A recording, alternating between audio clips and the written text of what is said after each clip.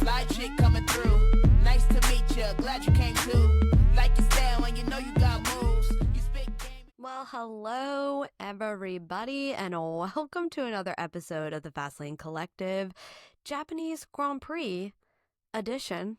For today's episode, it's just me and Daniela today. Daniela, how you doing? You've been through the ringer when it comes to sickness these past couple weeks, so are you alive right now? Are you okay? Barely. I'm getting there, I think. If you've listened to the last maybe 4 episodes, I have sounded really unwell. And I thought I was finally feeling better until last week. We recorded last Monday, and I was like, okay, I'm better now. Tuesday came around, can confirm I was not better, was sent home from work. It was not great. But I don't want to jinx myself again, but I'm starting to feel better. I still don't sound great, so I do apologise. Another episode of me not sounding good. But it's fine, because next week, I'm going to be 100% better and raring and ready to go. Absolutely. This week, just maybe bear with me, and if I say something silly, it's because I can't think properly. Anyway, Brianna, how are you? I'm doing good. Getting ready to go on a trip with some of my friends here this week. A dear friend of mine that I have not seen in a while. So we'll be traipsing around the desert in New Mexico, doing some sightseeing, some hiking. So I'm excited. And also, it's starting to warm up here on the East Coast, but it's still kind of like, it's gross spring weather, rainy, kind of like 40s, 50s. So it's just not warm enough. So I'm glad I'm going to New Mexico. The weather's going to be so nice and warm. So hopefully when I come back, the East Coast weather will have caught up to the fact that we're moving on to warm weather. So crossing our fingers on this one. Yes. But we are starting doing well. to get warmer. That's good that you're doing well. We're also starting to get some warmer weather in the UK. Finally. Lovely. And speaking of you being away next week, we're going to have some different guests on the episode next week. Yes. I don't know who they are yet because I haven't asked anyone. But if you're listening and you're thinking, you know what, I would really love to be a guest and dive into the Bahrain Grand Prix with Daniela, then please reach out because I currently don't have any guests for next week. Otherwise, it'll be just me. And let's be honest, no one wants podcast, just me. I think that'd be pretty boring. I know it would, you know. We need to have a bit of balance here, and that's what's great about the Fastlane Collective is there's 3 of us, and we all bounce off each other really well. True. I think just me, I feel like it just might fall a little bit flat. So if you're listening and you want to be included in an episode, DM us on Instagram, and we'll try and make it happen. Guest host. We need one for next week because Yasmin is off doing cool things in motorsports, which we're not going to tell you right now because she's going to create some really cool content for you guys about what she's been up to. But yeah, she will be absent next week, and I'm kind of bummed I won't be here because Bahrain is one of my favorite races, one of my favorite. So kind of bummed that I'm going to miss it. But you're going to do awesome, and whoever we get for our guest will also be awesome. So exciting. Thank you. Yeah, yes. You're welcome. We're manifesting it. We're remaining optimistic. Of course. But moving on to the Japanese Grand Prix. Yeah, I mean, I don't know how excited I am to talk about this race because honestly, everything but the race was exciting. Is that how you also felt about this weekend? Because felt like it was really building up. The hype was there, and then the race just fell completely flat. The hype was hyping. Until, in the words of, I want to say Carlos Sainz, but I can't remember if that was correct. This has become the new Monaco, because this race was boring. Yes. The build-up was great, as you said. I feel like practice was cool, qualifying was good. The race, I had high expectations. I was expecting a little bit of drama. Nothing. Nada. No drama. And honestly, it's kind of a shame because this track is a great track. I feel like every year, I don't know why, but I forget how good of a track this is, and the drivers genuinely love it. Even Lewis Hamilton this weekend in the press was like, I forgot how much I love this track. Like, this track is fun. So yeah, it was definitely giving the vibes of a track that would produce a fantastic race this weekend, and it did not. So we're not going to talk too much about the race because there's not much to talk about besides the obvious. So we're going to get into a couple of other things that happened during the race, but also we might be focusing a little bit more on what happened outside the race because we're not going to try to like pull interesting things out of a race that were not really interesting to begin with. But let's start off the weekend and the topics here with Jack Doohan's crash in practice. Holy smokes. I feel like as fans, you always know that these cars are going fast, but you never realize how fast until you see one crash and like slide off of the track like Jack's did. It literally looked like it was on ice. He crashed into turn 1, so obviously coming right off that straight, going full throttle. He was clocked right at the time before he lost control of the vehicle at going 185 miles an hour. Oh my God. That is rocket ship speeds. Can you imagine just losing control of something when it's going 185 miles an hour? No, we cannot. And it was rumored, or not 100% confirmed, but that he experienced about 50 G's of impact when he hit that wall. 50 G's! That is crazy, and I'm still shocked that he was able to walk out of that car just fine. The reason that we all were like, that's a strange place to lose your car. That's odd. Well, if you didn't know this about this track is the drivers have to manually close the DRS on their steering wheel for this track because DRS closes and automatically closes when the brakes are hit on a F1 car. Well, with this track, you can pretty much take that turn 1 almost at full speed.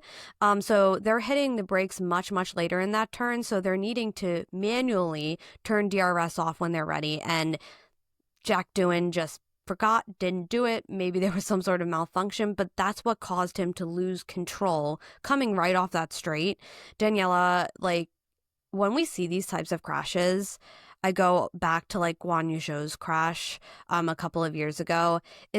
Are you just as shocked as me that we're seeing these guys get out of these cars in these crashes that are like, he shouldn't be walking? And do you think that's just a testament to how far the safety has come in Formula One with these cars? Absolutely. I watched the crash and I was like, oh my God. I don't want to see this.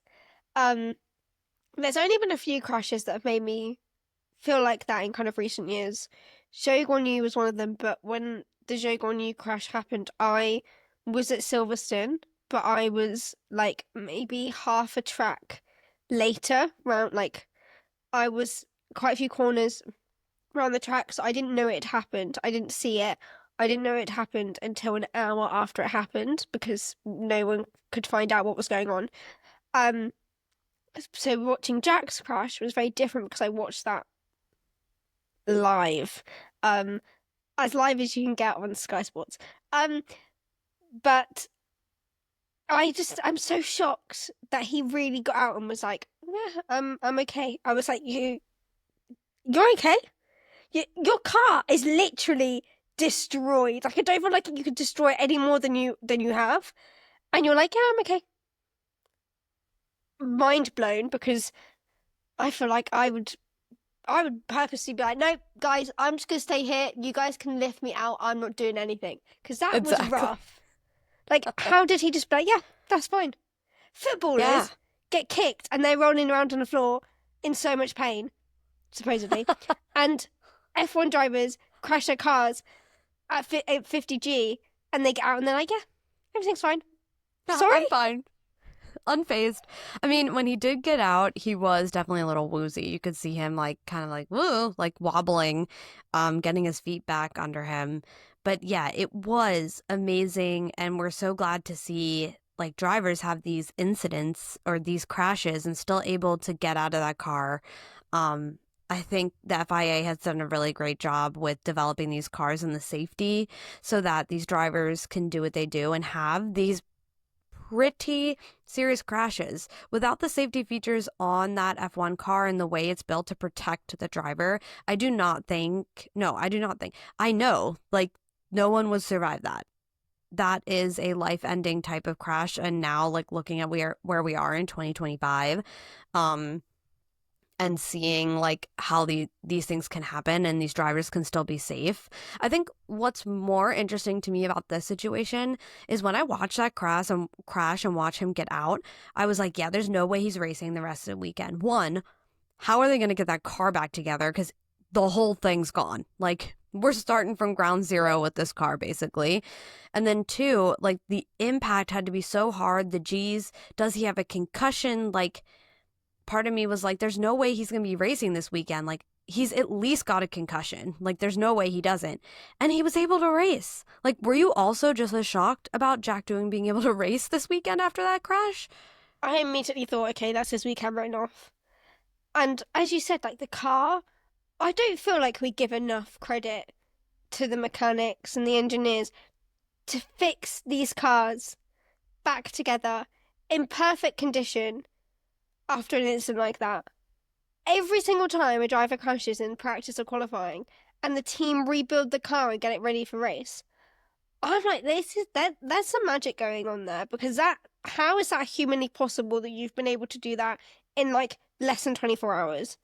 It to me is absolutely mind-blowing, and I cannot believe that A, the car was then ready, and B, Jack was like allowed to race and they had deemed him fit enough to race. I know that when the race was over and he did get out of the car, he couldn't get out of the car. He needed help. I think Esteban Ocon went over and helped him out of the car, which is, I'm shocked was allowed to happen, because there is a rule that you need to get out of your car in 5 seconds to be like deemed fit to go in the car. He very clearly could not get out of that car in 5 seconds. That rule is in case there's a fire or something's wrong with the car that could severely damage you. If you're in it for longer than 5 seconds, you need to be able to get out of it within 5 seconds. And drivers do tests to prove they can get out of the car in 5 seconds or less. He could not. And I feel like that was a little bit of a red, like, alarming bell going off that he was not okay, no matter how much he pretended that he was. Yeah, and I think, again, that's why it reminded me so much of the crash that Guan Yu Zhou had. It was in Silverstone, correct? I believe it was in Silverstone. George Russell did the same thing, like parked his car and ran to him. I think it's like a lot of these drivers, you know, they have known people that have died doing this, even in lesser series. So when they see crashes happen like that, I think a lot of them their initial instinct is, I need to make sure he's okay. I can't sit here and drive around in a circle or like go back to the pits. Like, I have to do something. I also did see like Jack seemed to struggle to get out of the car. Part of me was wondering, like, was something kind of, because that car was mangled. Was there something kind of underneath where his feet and stuff go that was kind of preventing him from getting out? It looked like there's something might have been going on there that was making it difficult for him to even like lift himself up. So I don't know 100%. Yeah, they didn't really go into it, but again, we're just so happy that he's okay. And again, just a reminder that what these drivers do is very, very dangerous. They could die at any moment, and we're very thankful for the safety precautions that have been put in place over the past several years to prevent kids dying in situations like this. And what's crazy is I think people only think of like these crashes when it comes to a race. This was in practice. Like, had nothing to do with the race. So again, it can happen anywhere at any time.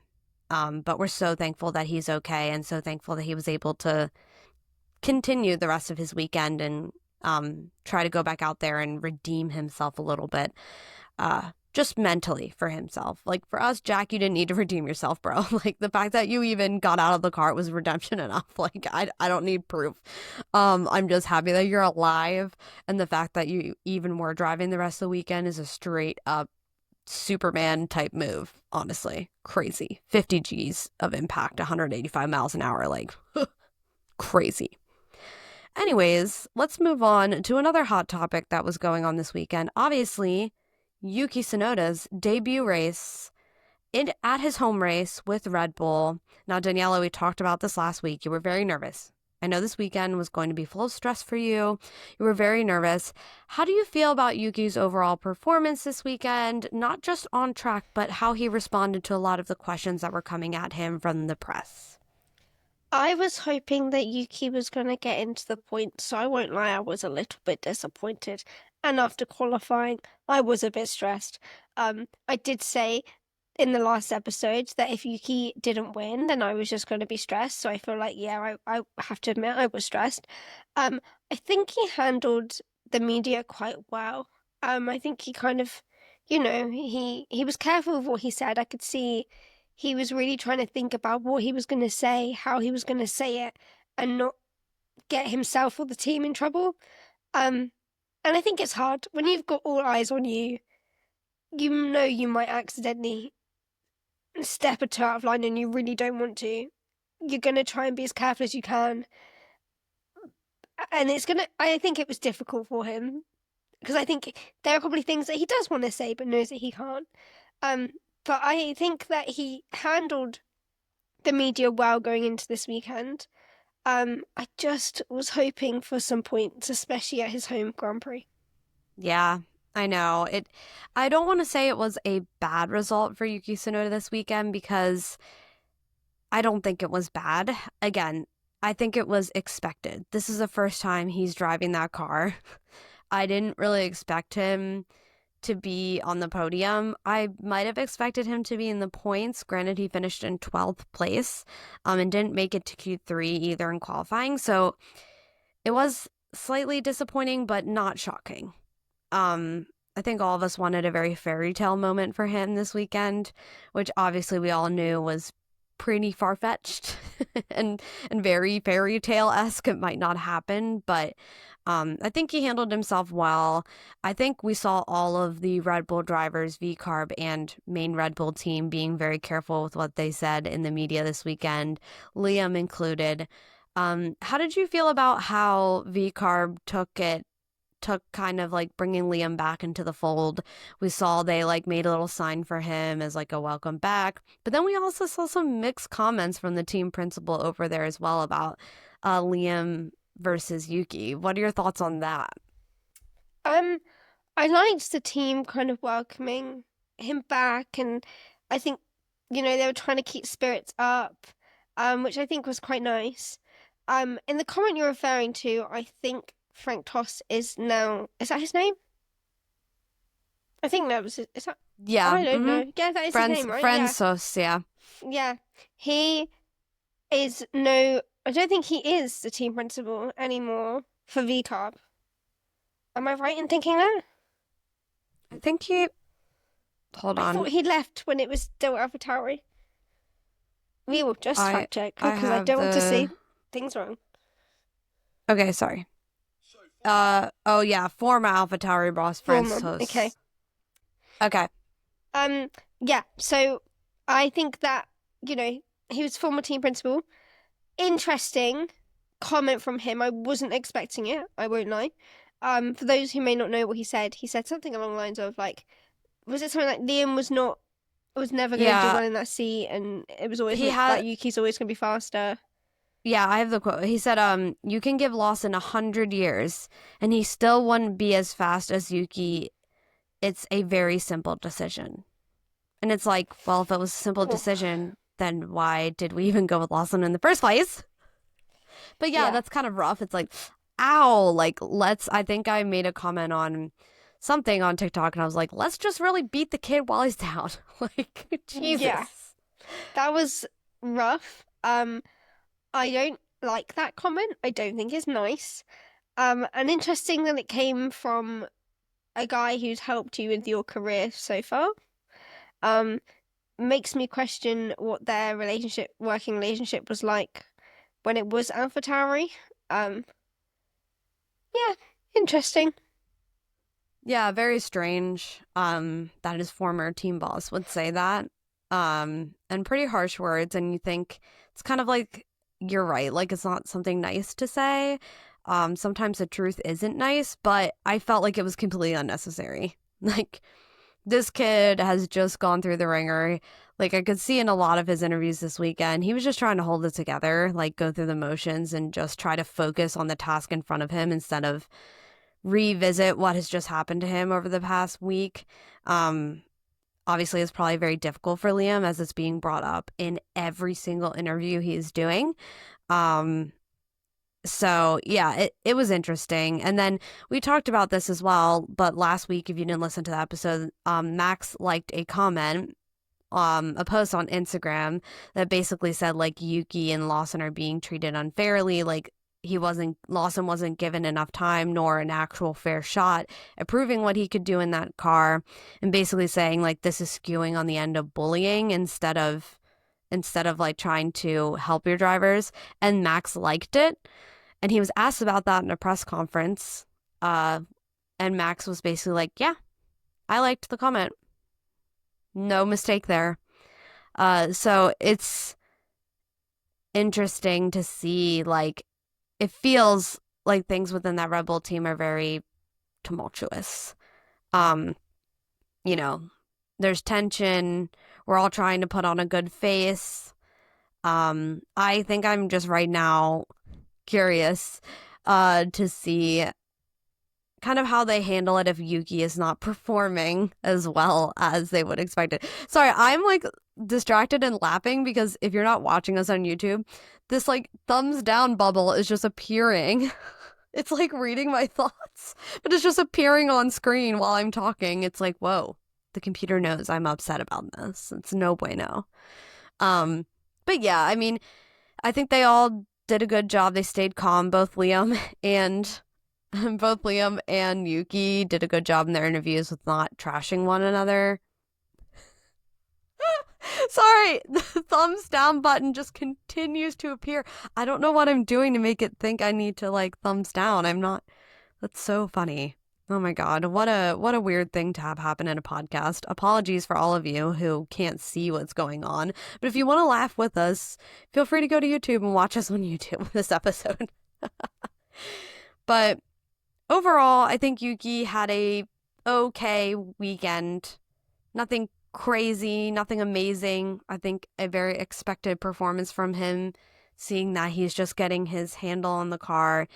Daniela, do you think there's anything Yuki could have done to improve this weekend? Or are you also like, yeah, I mean, this type of performance and result was expected. It's the first time in the car. Pretty much that. It is his first time in the car. I was kind of hoping maybe a 10th or 9th place. I think he finished 12th, so he wasn't too far off. But yeah, I kind of was hoping he'd be on the cusp of points. But I'm not necessarily like extremely disappointed because, you know, it's his first weekend in that car. I'm not expecting miracles. I just fear that people are going to turn this around and then like start hating on Yuki for not doing well after Liam got kicked out for 2 races after not doing well. Yeah. Only time will tell. We will see if Yuki is fit for that second seat, and will he break the curse? Time will only tell. But it is kind of funny to see Yuki and Max standing next to each other. It's giving like father-son, just like George and Kimmy are right now. Like, it's like dad or older big brother, little brother, like kind of vibes. But so yeah, we'll see how Yuki gets on in the next race. We obviously wish him well. You just mentioned points. We were hoping Yuki would be getting some points. But Isaac Hadjar this weekend, no, he put it in the points. Had a great showing in qualifying, even though he was experiencing some extreme pain in the lower part of his body, we will just say, for this podcast. He was experiencing some extreme pain, which was interesting. But he was able to still put in a performance. I mean, his radio is so funny. He's just hilarious. And at first I was hearing him complain and be like, oh my God, like, I'm so distracted, like this pain. And I was like, wow, this must be really bad. Like, for him to be saying this stuff over the radio and being like, I'm so distracted by this pain. Then we found out it was because something down below was being pinched by the seat / seat belt, which then I was like, the the pain makes sense now, why you would be screaming in agonizing pain. Daniela, even though there was this whole drama with the pain and uncomfortability going on in Isaac Hadjar's car. Oh my gosh, sorry. His last name for me today is a tongue twister. Isaac Hadjar's car, were you impressed with his qualifying performance and his race performance as well the next day? I don't think impressed sums it up for me, because if you had to ask me who my driver of the weekend is, I'm going to tell you it's Isaac Hadjar. I am so beyond impressed with Isaac this weekend. I didn't know what was going on in qualifying with him, because he kept saying it's the same as FP3 and I'm like, I didn't watch FP3. I don't know what's going on. I don't know what's going on. I'm really confused. It took me ages to understand what was going on. Maybe it's because it was early in the morning, but I had no idea, and I was sat here, and then in commentary they're going, look at his face, it's so painful. And I'm like, what's going on? Why is it so painful? What's painful? And I was just very confused for a very long time. And then when it finally clicked in my brain, I was like, hats off to Isaac for doing that, because he got like Q1 and they were like, right, do you want to come in right now and get you out of that car? And he was like, yes. And I was like, but we should be celebrating. It's gone to Q2 and no one's celebrating, because I obviously haven't clocked on what's going on. And then he goes back out and then he gets into Q3 and I'm thinking, okay, I know this kid's in a lot of pain, but he's just going to Q3. Honestly, incredible weekend from Isaac. And what made it for me at the end was his interview on Sky Sports afterwards, when they were asking him about all of this pain, and he was just hilarious. And I honestly think I might have a new favourite driver in Isaac Hadjar. Like, genuinely so impressed. I thought, okay, he's qualified like in the top 10. I don't know if he's going to hold on to that. And boy, did he. He is doing very well.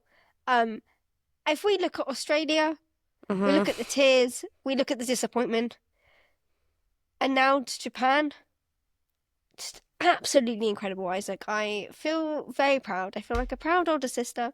Well done. I can't wait to see what you do in Bahrain. Yeah, I'm excited too. Whatever Lewis Hamilton's dad told him, like, did the trick. He's just like on it. And yeah, he was quite hilarious afterwards, making jokes about the pain and stuff. But honestly, when you think about it, you're like, holy smokes, you put in one of your best qualifying performances so far in F1 while going through that type of pain. Like, impressive, honestly. And even though it was like a weird kind of pain still, I've never thought I would hear so much about boxer briefs on the broadcast than I did this weekend, which was hilarious. But apparently, very important what type of boxer briefs you wear in that car, because if not, you could have a little malfunction with the seatbelt. So, tip, if you ever find yourself in an F1 car, make sure you're wearing the right undie pants, because it's very important. Very hot topic this weekend. Yeah, that's the biggest takeaway from this weekend. Yeah, it actually is. It was the most exciting part of the whole weekend, was the discussion about what kind of underwear Isaac Hadjar is wearing during qualifying.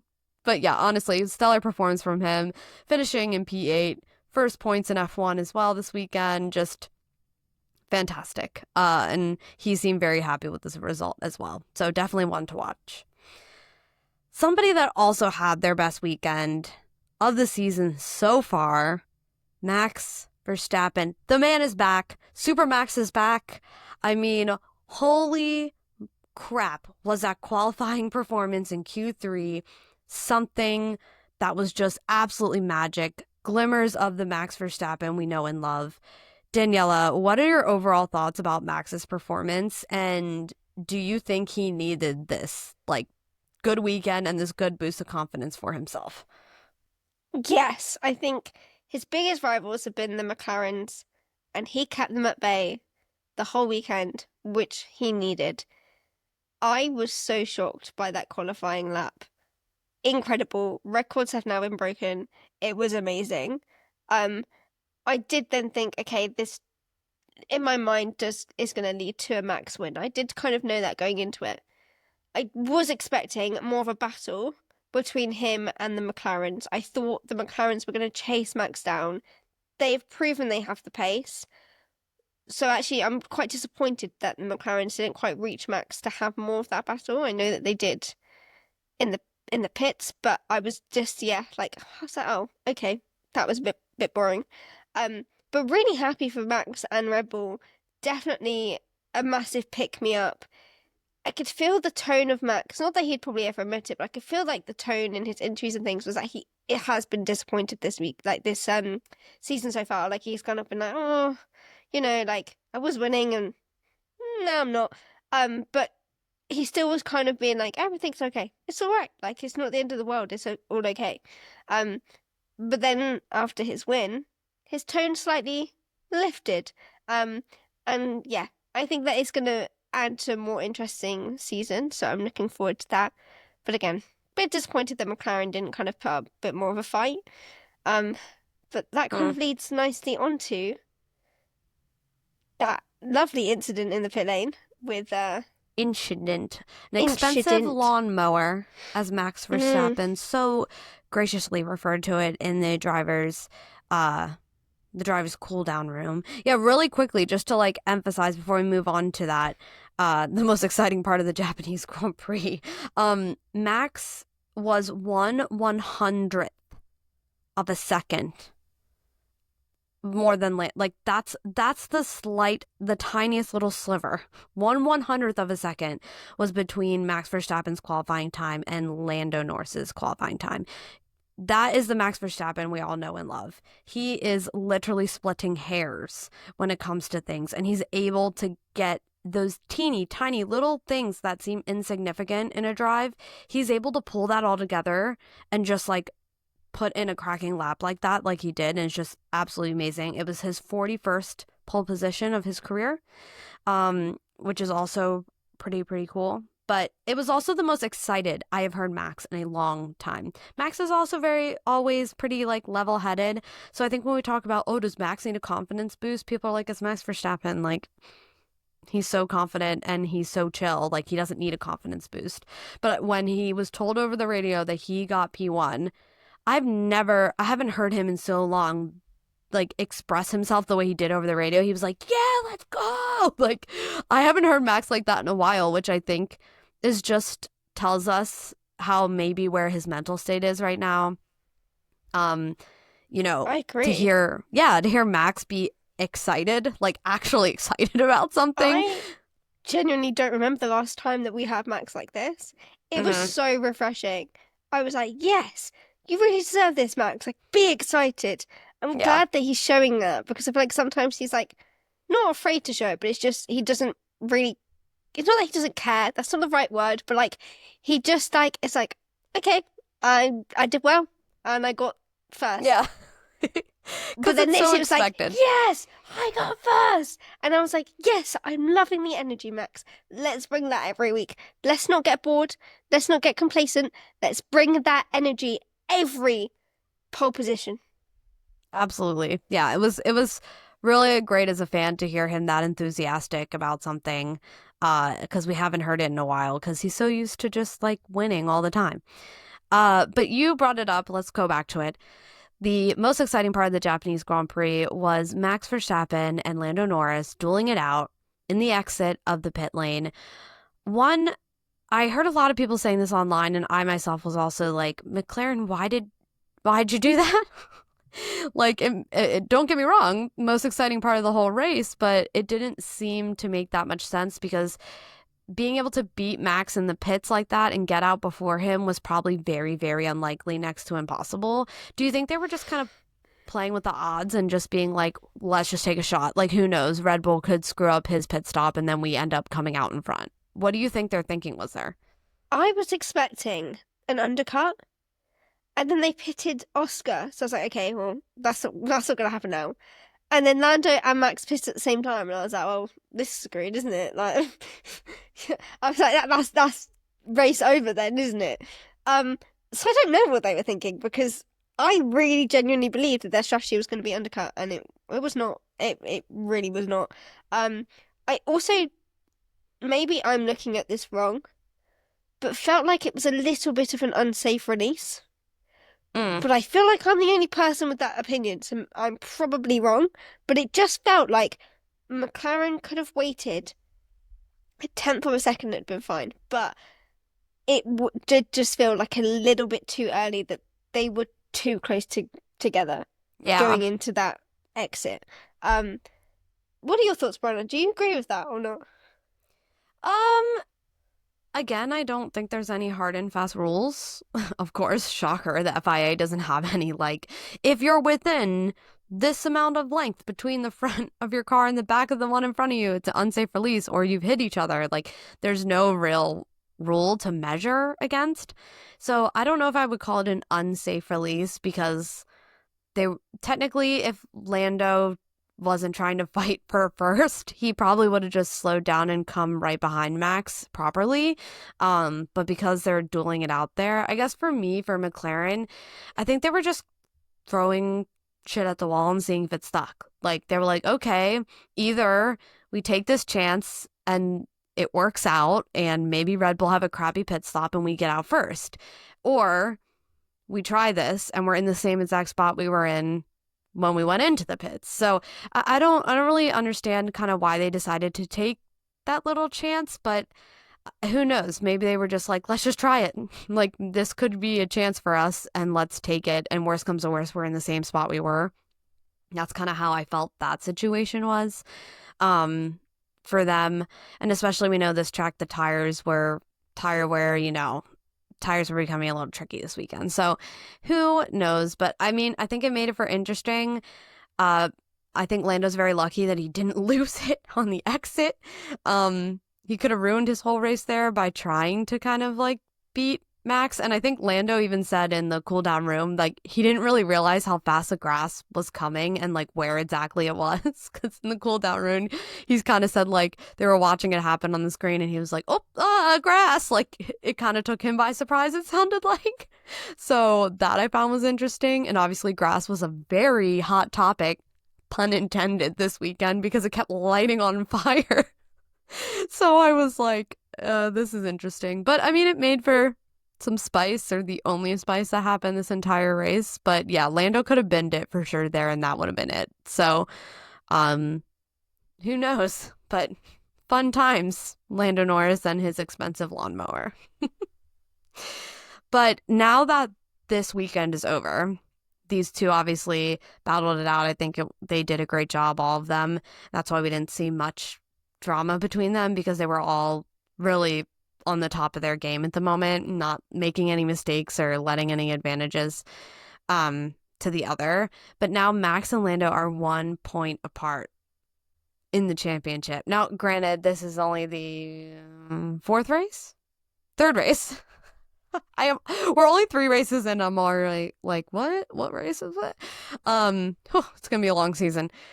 3rd race in, we're 1 point apart. Are you excited that we're this close already? Yes and no. Yes, because it's exciting.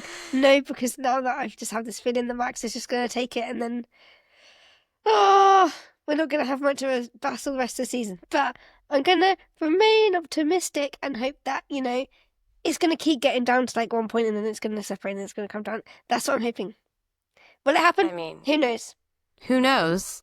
So Lando Norris currently right now is first numero uno in the Drivers' Championship with 62 points. Max right below him with 61, obviously. And then Oscar Piastri is sitting comfortably in 3rd at 49 points, with George Russell just right behind him with 45 points. So, I mean, those top 4 right there, all pretty close. Obviously, 1 and 2, Max and Lando, they're really close. So I'm excited for this. I hope it stays this close like the whole season. Because I want a good fight. I want to see a good fight for this championship. And, we kind of thought last year it might be a glimmer of it. There was a fight for the constructors for sure. But I want to see, like, this happen again, like we saw with Max and Lewis years ago in the infamous season. I want to see it come down to the last race of the season, and we don't know. That's just an exciting thought that could be a reality this year. And the fact that it's the 3rd race of the season and they're just 1 point apart. Ooh, chills. So excited. I hope it stays like this for forever. But we can only dream, right? Do you think we're going to see this like close gap between Max and Lando for the rest of the season? Or do you think that we're only 3 races in, not much has happened really, we shouldn't give our hopes up, this gap will probably widen? What do you think? I know that I'm the queen of remaining optimistic, but I have this sinking feeling that Max is going to then overtake Lando and run away with it, and that is the end of the championship battle. And I hate to say it, and I know you're all going to be like, oh, we don't want to hear that. We want optimism. That's why we listen to your podcast. Okay, I get it, but sometimes I just have to be real, and I'm going to be real right now. We appreciate you bringing us back down to earth. I don't know if I agree with you, though. I think if anything, we'll see Oscar overtake Max. Oh, this And is I the think first time that we've like properly disagreed on something, and that is exciting. It had to happen at some point. But I want what you have said to happen. I'm I all want for it. Oscar. I predicted this at the start of the season as well. I said that I wanted Oscar to be driver champion this year. You did. So I want what you're saying to happen. I think that what is going to happen is what I just said. Well, time will tell. We will find out. But yeah, I truly think it's going to be the McLarens. Even Max has, like, in an interview, someone asked him, like, oh, if you were in a McLaren, like, where do you think you would be, Max? And he was basically said, like, I would be 5 races ahead. Like, as a joke. Like, that, he's like, that's how fast that McLaren is. And I'm that fast. So I don't know. I think, too, with this, everything going on with Red Bull, it could get to Max. And I think we've started to see it get to Max, especially last year. So we will see. Time will tell. Red Bull seem to start off their seasons with a lot of drama. Recently. Yeah. Like, that is a lot of stress.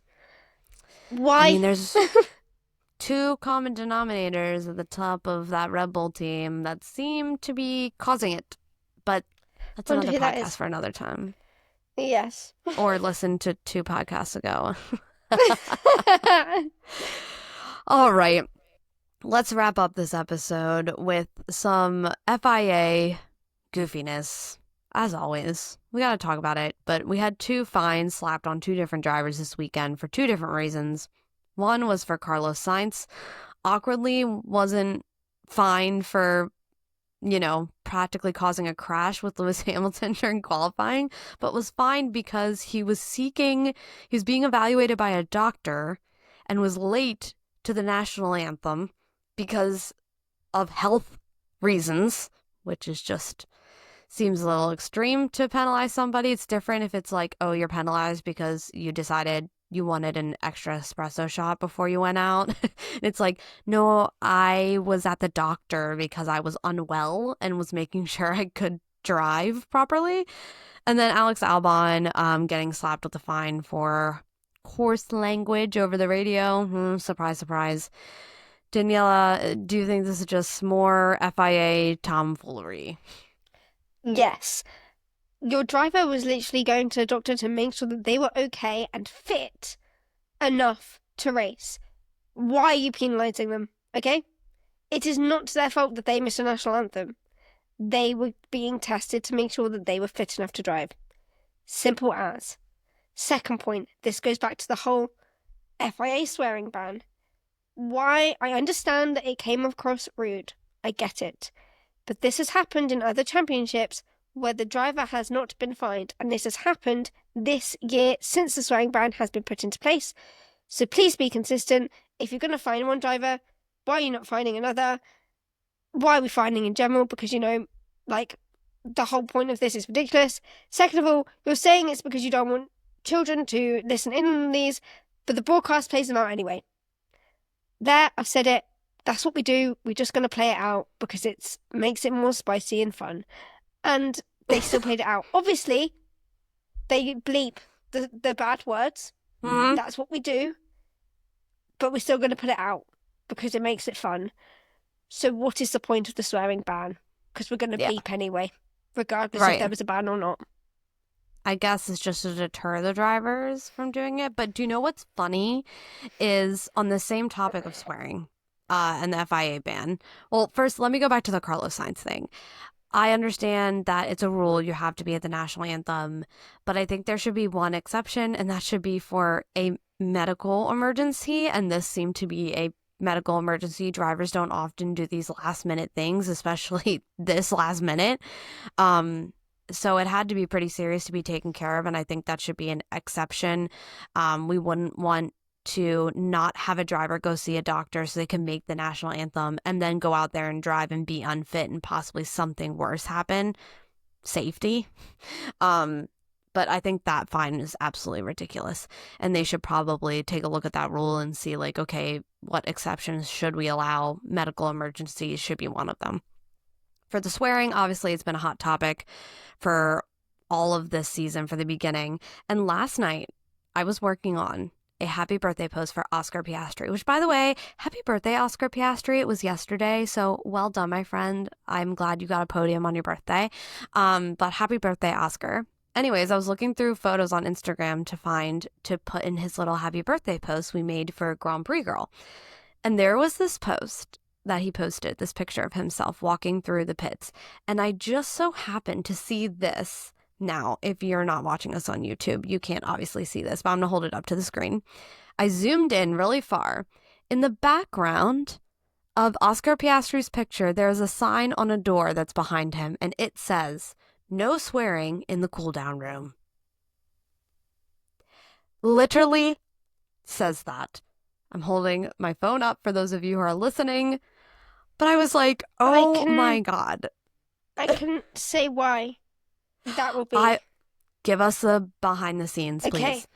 So the reason why we can bleep out the swearing in team radio is because someone, well, how we do it on Formula E is we have two people and they're listening into team radios. They can listen in and bleep out the swear words. So there is a slight delay with playing the audio because they have to bleep it first. They need to listen to it first and bleep it. But with the cool down room, that is completely live. So if they do swear, we do not have time to bleep it because we can't just take the audio, bleep it, and put it back out because that will be massively delayed. So that is probably why there's that sign on there, because otherwise then the commentators will then have to release a statement apologising for the words that have been heard, but because they can't bleep it. But if it's in team radio, they can bleep it. Right. Okay, so that's understandable, but still the fact that we have to put a sign on the wall, these drivers know this. They know this. It's just like, I just saw that and it just made me laugh because I honestly was like, tee hee hee. There's a sign on the door. Like you said, it's a live situation. It's not delayed, but still, it just made me think of that while I was, while we were talking about this topic of being fined for swearing. So that's how we're going to end this episode. Like we said, not very exciting. If you haven't watched the race, honestly, this is one you can probably skip. Just go to F1 on YouTube and watch the highlights. It's really all you need. I actually would recommend watching qualifying and practice more than I would the actual race, which is a shame because I do love this track and I think it's a fun track. It is a fun track for these drivers to drive. So it's a shame that it's not producing the racing we would hope, for sure. But needless to say, that's all we got for you for today. Like Daniela said, she'll be back next week with a special guest host to recap Bahrain for you. But make sure to subscribe to the podcast and make sure to like, comment on our show, and you leave us a review. If you would be so inclined, we would love to hear from you and support the podcast and get it out to as many people as possible. And by you subscribing and liking and commenting, that helps us do all of those things. As always, you can find our podcast on Spotify, on YouTube, and we are on TikTok and Instagram at the Fastlane Collective _. And until next race, you guys, we will see you in the Fastlane. Bye-bye. Hello, fly chick coming through. Nice to meet you, glad you came too. Like your style when you know you got more.